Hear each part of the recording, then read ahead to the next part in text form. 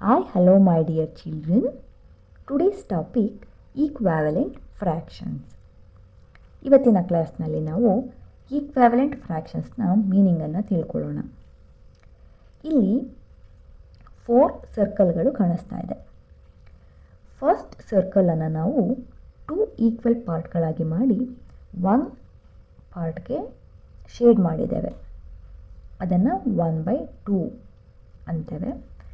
ಅದೇ ರೀತಿ second ಸರ್ಕಲ್ನಲ್ಲಿ 4 equal ಪಾರ್ಟ್ಗಳಾಗಿ ಮಾಡಿ ಅದರಲ್ಲಿ 2 ಪಾರ್ಟ್ಗಳಿಗೆ ಶೇಡ್ ಮಾಡಿದ್ದೇವೆ, 2/4. ನೆಕ್ಸ್ಟ್ ಥರ್ಡ್ ಸರ್ಕಲನ್ನು 6 ಈಕ್ವಲ್ ಪಾರ್ಟ್ಗಳಾಗಿ ಕಟ್ ಮಾಡಿ ಅದರಲ್ಲಿ 3 ಪಾರ್ಟ್ಗಳಿಗೆ ಶೇಡ್ ಮಾಡಿದ್ದೇವೆ, ಮೀನ್ 3/6. ಅದೇ ರೀತಿ ಫೋರ್ತ್ ಒನ್ನನ್ನು ನಾವು 8 ಈಕ್ವಲ್ ಪಾರ್ಟ್ಗಳಾಗಿ ಕಟ್ ಮಾಡಿ ಅದರಲ್ಲಿ 4 ಪಾರ್ಟ್ಗಳಿಗೆ ಶೇಡ್ ಮಾಡಿದ್ದೇವೆ. ಇಲ್ಲಿ 4 ಸರ್ಕಲ್ಗಳಲ್ಲಿ ಶೇಡ್ ಮಾಡಿರ್ತಕ್ಕಂಥ ಪೋರ್ಷನ್ ಏನಿದೆ ಸೇಮ್ ಇದೆ, ಆದರೆ ಅವುಗಳಲ್ಲಿ ಇರ್ತಕ್ಕಂಥ ಪಾರ್ಟ್ಗಳ ಸಂಖ್ಯೆಯಲ್ಲಿ ವ್ಯತ್ಯಾಸ ಇದೆ. ಇಲ್ಲಿ ನೋಡಿ, ಈ ಸರ್ಕಲ್ನಲ್ಲಿ 1 ಪಾರ್ಟ್ಗೆ ಶೇಡ್ ಮಾಡಿದ್ದೇವೆ. ಇಲ್ಲಿ ಸೇಮ್ ಪೋರ್ಷನನ್ನು ನಾವು ಇಲ್ಲಿ 2 ಪಾರ್ಟ್ಗೆ ಶೇಡ್ ಮಾಡಿದ್ದೇವೆ. ಇಲ್ಲಿ 3 ಪಾರ್ಟ್ಗೆ ಮತ್ತು ಇಲ್ಲಿ 4 ಪಾರ್ಟ್ಗೆ ಶೇಡ್ ಮಾಡಿದ್ದೇವೆ. ಆದರೆ ಅವುಗಳ ವ್ಯಾಲ್ಯೂ ಅಲ್ಲಿ ಯಾವುದೇ ರೀತಿಯ ವ್ಯತ್ಯಾಸ ಇರುವುದಿಲ್ಲ. ಈ ರೀತಿಯ ಫ್ರ್ಯಾಕ್ಷನ್ಸ್ಗಳನ್ನು ನಾವು ಈಕ್ವಾವೆಲೆಂಟ್ ಫ್ರ್ಯಾಕ್ಷನ್ಸ್ ಅಂತ ಹೇಳ್ತೀವಿ. ಇಲ್ಲಿ 1/2 ಈಕ್ವಲ್ 2/4 ಈಕ್ವಲ್ 3/6 ಈಕ್ವಲ್ 4/8. ಈ ಎಲ್ಲ ಫ್ರ್ಯಾಕ್ಷನ್ಗಳು ಕೂಡ ಒಂದಕ್ಕೊಂದು ಈಕ್ವಲ್ ಆಗಿರುತ್ತೆ, ಅಂದರೆ ಇವುಗಳ ವ್ಯಾಲ್ಯೂ ಸೇಮ್ ಇರುತ್ತೆ. Find 3 equivalent fractions. ಇಲ್ಲಿ 7/9. ಈ ಫ್ರ್ಯಾಕ್ಷನ್ಗೆ ನಾವು 3 ಈಕ್ವಾವೆಲೆಂಟ್ ಫ್ರ್ಯಾಕ್ಷನ್ಸ್ಗಳನ್ನು ಬರೀಬೇಕು. ಇವಾಗ ನ್ಯೂಮರೇಟರ್ ಮತ್ತು ಡಿನಾಮಿನೇಟರ್ ಎರಡನ್ನೂ ಕೂಡ ನಾವು ಸೇಮ್ ನಂಬರಿಂದ ಮಲ್ಟಿಪ್ಲೈ ಮಾಡೋದ್ರ ಮುಖಾಂತರ ನಾವು ಈಕ್ವಾವೆಲೆಂಟ್ ಫ್ರ್ಯಾಕ್ಷನ್ಸ್ಗಳನ್ನು ಪಡ್ಕೋಬಹುದು. ಇವಾಗ ನೋಡಿ, 7/9 ಇದನ್ನು ನಾವು ಸೇಮ್ ನಂಬರಿಂದ ಮಲ್ಟಿಪ್ಲೈ ಮಾಡೋಣ. ಇವಾಗ ನಾನು 2 ನಂಬರನ್ನು ತಗೊತಾ ಇದ್ದೀನಿ. 7 2s 14, 9 2s 18. ಇವಾಗ ನಮಗೆ ಇಲ್ಲಿ ಒಂದು ಈಕ್ವಾವೆಲೆಂಟ್ ಫ್ರ್ಯಾಕ್ಷನ್ ಸಿಕ್ತು. ನಮಗೆ ಬೇಕಾಗಿರ್ತಕ್ಕಂಥದ್ದು 3 ಈಕ್ವಾವೆಲೆಂಟ್ ಫ್ರ್ಯಾಕ್ಷನ್ಸ್. ಸೊ ಇಲ್ಲಿ 2ನ ತಗೊಂಡಿದ್ವಿ. ನೆಕ್ಸ್ಟ್ ಇವಾಗ 2 ನಂಬರ್ಗಳನ್ನು ನಾವು 3ಇಂದ ಮಲ್ಟಿಪ್ಲೈ ಮಾಡ್ತಾ ಇದ್ದೀವಿ. 7 3s 21, 9 3s 27. ಇವಾಗ ಮತ್ತೊಂದು ಫ್ರ್ಯಾಕ್ಷನ್ ಸಿಕ್ತು ನಮಗೆ. ಮತ್ತು ಇನ್ನೂ ಒಂದು ಫ್ರ್ಯಾಕ್ಷನ್ ಬೇಕು ನಮಗೆ. ಸೊ 7/9 ಇದನ್ನು ಇವಾಗ 4 ಇಂದ ಮಲ್ಟಿಪ್ಲೈ ಮಾಡ್ತಾಯಿದ್ದೀನಿ. 7 4s 28, 9 4s 36. 7/9 ಈಕ್ವಲ್ ಇಲ್ಲಿ ಸಿಕ್ಕಿರ್ತಕ್ಕಂಥ ಫ್ರ್ಯಾಕ್ಷನ್ 14/18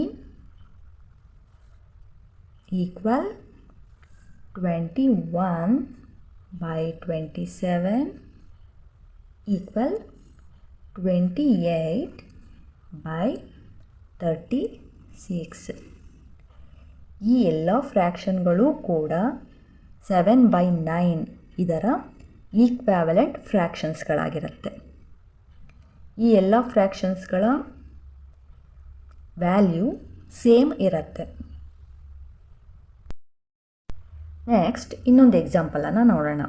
ಇಲ್ಲಿ 2/3 ಇದೆ. 2/3 ಇದನ್ನು ಸೇಮ್ ಹಾಗೆಯೇ ನಾನು ನ್ಯೂಮರೇಟರ್ ಮತ್ತು ಡಿನಾಮಿನೇಟರ್ ಎರಡನ್ನೂ ಕೂಡ ಸೇಮ್ ನಂಬರಿಂದ ಮಲ್ಟಿಪ್ಲೈ ಮಾಡ್ತಾಯಿದ್ದೀನಿ. ಇಲ್ಲಿ 2 ನಂಬರ್ಗಳನ್ನು ನಾನು 2 ಇಂದ ಮಲ್ಟಿಪ್ಲೈ ಮಾಡ್ತಾಯಿದ್ದೀನಿ. 2 into 2, 2 2s are 4. 3 into 2, 3 2s are 6. ಇವಾಗ ನಮಗೆ ಇಲ್ಲೊಂದು ಫ್ರ್ಯಾಕ್ಷನ್ ಸಿಕ್ತು.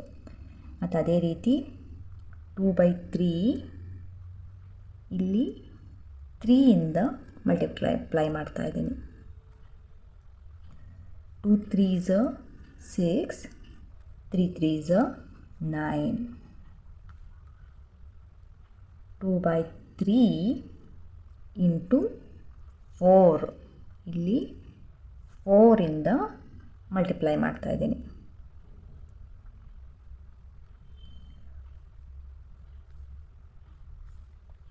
2 4s are 8, 3 4s are 12. ನಮಗೆ ಇಲ್ಲಿ 3 ಫ್ರ್ಯಾಕ್ಷನ್ಗಳು ಸಿಕ್ಕಿದ್ವು. So 2/3 equal 4/6 equal 6/9 equal 8/12. ಈ ಎಲ್ಲ ಫ್ರ್ಯಾಕ್ಷನ್ಗಳು 2/3 ಇದರ ಈಕ್ವಾವೆಲೆಂಟ್ ಫ್ರ್ಯಾಕ್ಷನ್ಸ್ಗಳಾಗಿರುತ್ತೆ.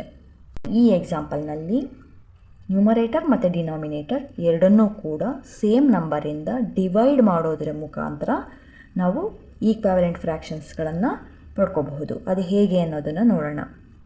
ಇವಾಗ 18/36 ಇದನ್ನು ನಾನು ಸೇಮ್ ನಂಬರಿಂದ ಡಿವೈಡ್ ಮಾಡ್ತಾಯಿದ್ದೀನಿ, ಅಂದರೆ 2ಇಂದ ಡಿವೈಡ್ ಮಾಡ್ತಾಯಿದ್ದೀನಿ.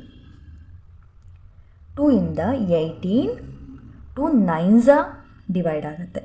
ಸೊ 2 9s 18 ಮತ್ತು ಇಲ್ಲಿ 36, 2ಇಂದ 2 18s 36. ಸೊ ನಮಗೆ ಇಲ್ಲೊಂದು ಫ್ರ್ಯಾಕ್ಷನ್ ಸಿಕ್ತು.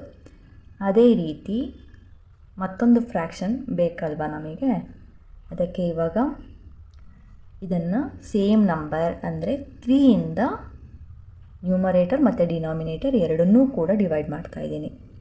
3ಇಂದ 3 6 18, 3 12s 36. ಇಲ್ಲಿ ಮತ್ತೊಂದು ಫ್ರ್ಯಾಕ್ಷನ್ ಸಿಕ್ತು ನಮಗೆ. ನಮಗೆ ಬೇಕಾಗಿರ್ತಕ್ಕಂಥದ್ದು 3 ಈಕ್ವಾವೆಲೆಂಟ್ ಫ್ರ್ಯಾಕ್ಷನ್ಸ್ ಅಲ್ವಾ, ಅದರಿಂದ ಮತ್ತೊಂದು ಫ್ರ್ಯಾಕ್ಷನನ್ನು ಫೈಂಡ್ ಔಟ್ ಮಾಡೋಣ.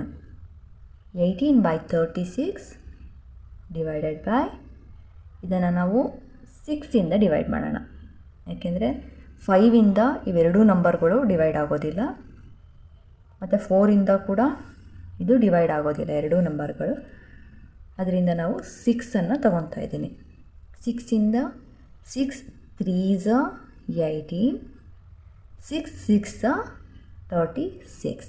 ಇಲ್ಲಿ ಮತ್ತೊಂದು ಫ್ರ್ಯಾಕ್ಷನ್ ಸಿಕ್ತು ನಮಗೆ. 18/36 ಇದರ ಈಕ್ವಾವೆಲೆಂಟ್ ಫ್ರ್ಯಾಕ್ಷನ್ಸ್ಗಳು 9/18, 6/12, 3/6. ಈ ಲೆಸನ್ ಅರ್ಥ ಆಗಿದೆ ಅಂದ್ಕೊತೀನಿ. Thank you.